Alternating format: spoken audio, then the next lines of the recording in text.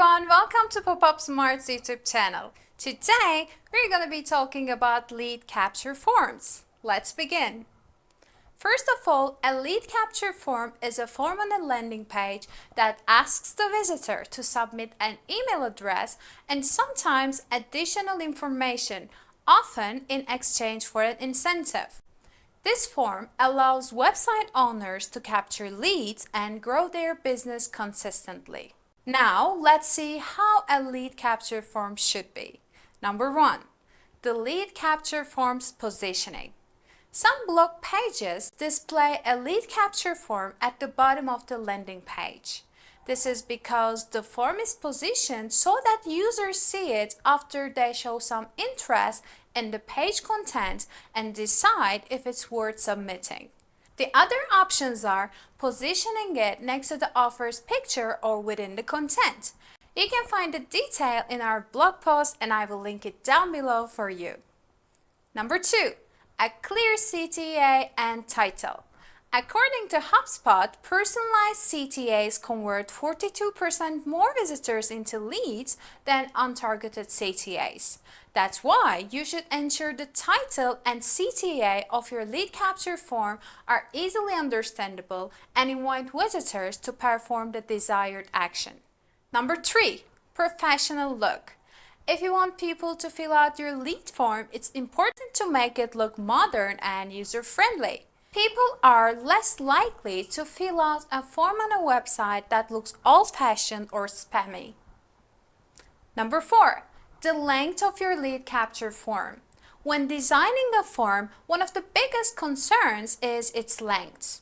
A shorter form will get more people to fill it out, but the quality of the leads will be lower. A longer form will result in fewer leads, but they will be higher quality. You should also note that higher quality leads are more likely to convert. Number 5. User friendliness of the form fields. If you want people to fill out your lead capture form, it's a good idea to make it as short and simple as possible. You don't want it to look too long or complicated, or people might not bother filling it out. Some companies ask for too much information when people visit their website. This can turn people away because they feel like they are being spammed with too many questions. Instead, a company should focus on collecting enough information to be able to contact and qualify leads.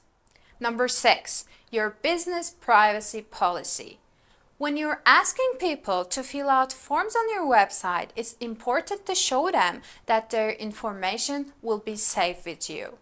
This means having a good security system in place so that their sensitive information isn't at risk of being stolen. The best way to ensure that your website visitors know that you take their privacy seriously is to include a link to your privacy policy in your lead capture form.